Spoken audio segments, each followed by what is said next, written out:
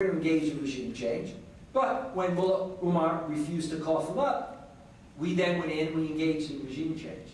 But before Afghanistan was even over, and of course it's still not over, but before one could even say that it was significantly over, we were already talking about second frontiers. And speculations were being made by Mr. Wolfowitz, the Assistant Secretary, and others in Washington about whether we go back into Somalia, whether we go into the Philippines, whether we go into here or there. Then we began to talk about axis of evil countries. And all the axis of evil countries, with the exception of Korea, were Muslim. With Korea, which we knew had nuclear power and stuck it in our ear whenever they could, that is, they ran their tests, we always said we would deal with it with diplomacy. With other countries, like Iran and Iraq and Syria, we hinted at, threatened, not just sanctions, but military action. Okay? So more and more the game plan looked like, this is an expansion in the name of doing this war. I happened to do Fox television at the time. I did it a number of times, but it's something you want to swear off. Give it up for Lent. But it was amazing how many senior administrators saw it. It was amazing. I did the O'Reilly show one time, and I came in and I thought, well, nobody would have seen it. I ran across the provost. I ran across someone else. And they all said to me, that was a great O'Reilly show. Well, I don't look at it, but I just happened to be going across the channels, and I saw you on Fox television. But in any case, I was doing this show, and it was right after the president, the head of the CIA, the head of the FBI had done a live news conference. And so I now came on, and the woman was asking me questions. And of course she was your obviously well-trained reporter, so many of them we see today. Now my wife is a brilliant blonde with blue eyes, so when I now describe this woman, it shouldn't sound as pejorative as it sounded. But of course she was, the woman that was interviewing me was gorgeous, clearly had the credentials in the field. By the way, she handled the interview. We started to talk, and in the middle of it, she interrupted me and said, "Are you deaf?" I said, "Excuse me." She said, "Didn't you just hear what they said? This is a global war. We have the right to go into all 57 of their countries. What are you kidding?" So I said, gee, I thought I was being interviewed. This wasn't the O'Reilly show, this was a news show. Okay?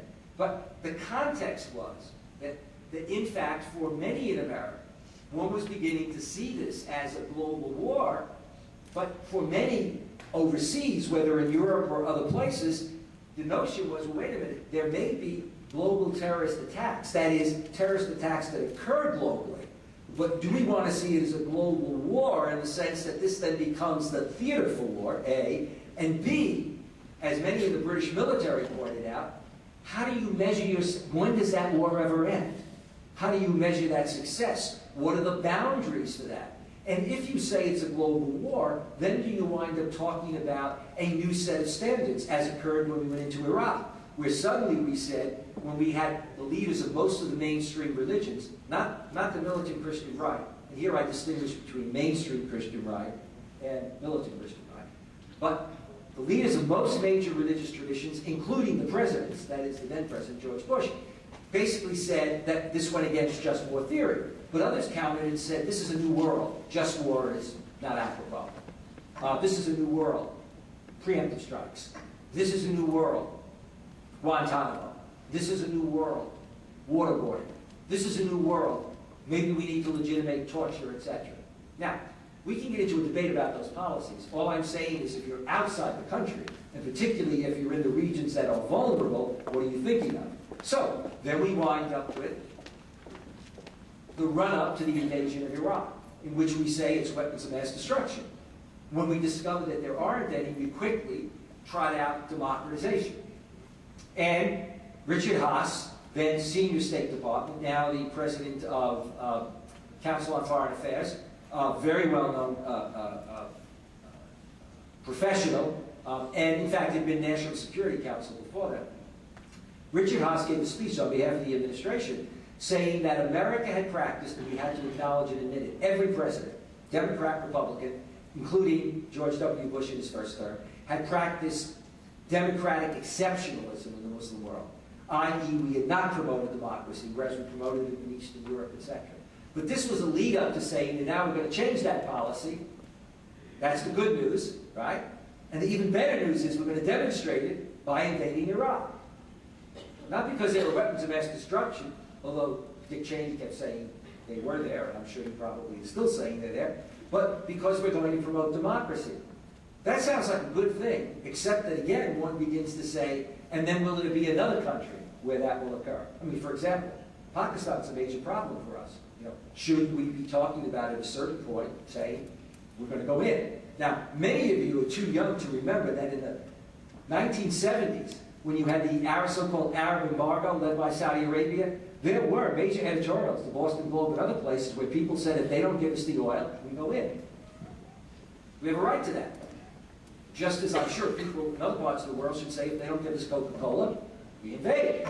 You know, or if they don't give us whatever it is, you know, we have. So part of the problem then is that we wound up, as a result of that, and underpinned by this whole notion of a clash of civilizations, which, by the way, is preached by Muslim extremists, as well as many right-wing political commentators in Europe and America. That's the irony. You've got both sides talking, and right-wing Christians, that there's a clash, you see, and then people in between are hearing these messages. You know, you've got a global war on terrorism. That must mean that there is a global threat. And rather than saying that that means something could happen any place, in your consciousness you get the sense that, gee, that means that Muslims globally are a problem. And then, of course, if you're in the Muslim world, it becomes, and they see us as that problem. So let me try to unpack this a bit. This gives rise to a problem that then occurs both in America and Europe, where not only are Muslims globally brushstroked, but particularly Muslims in America and Europe. And people begin to forget that the major victims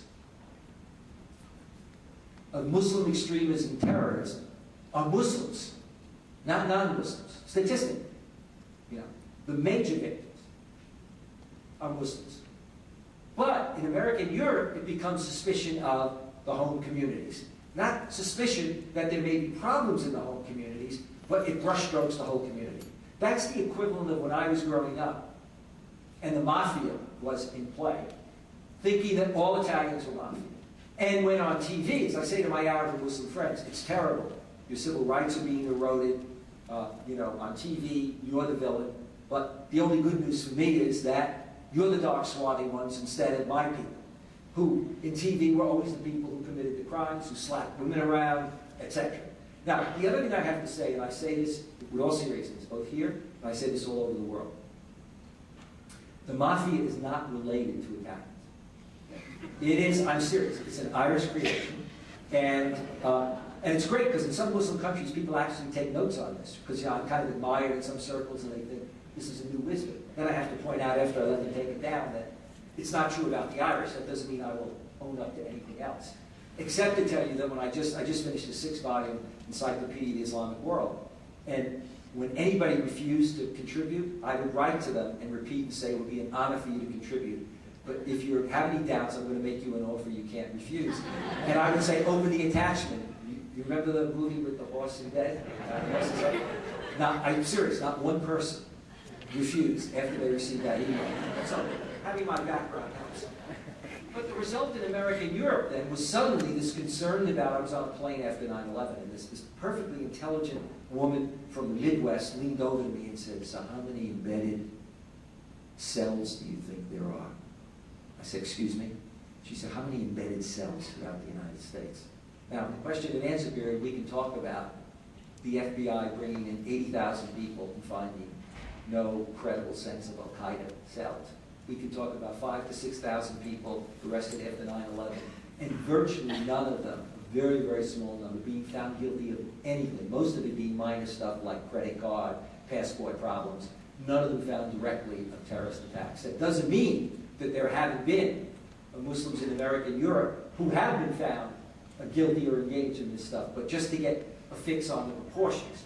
But you see, all of this winds up coming together and building a certain kind of image and a certain kind of set of presumptions. For example, in Britain, the in thing is to talk about Eurabia, that Muslims are going to, because they are prolific in having children, that they're going to take over, numbers-wise. When, in fact, they talk about 15 to 20 million Muslims in Western Europe, that's 4% of the population.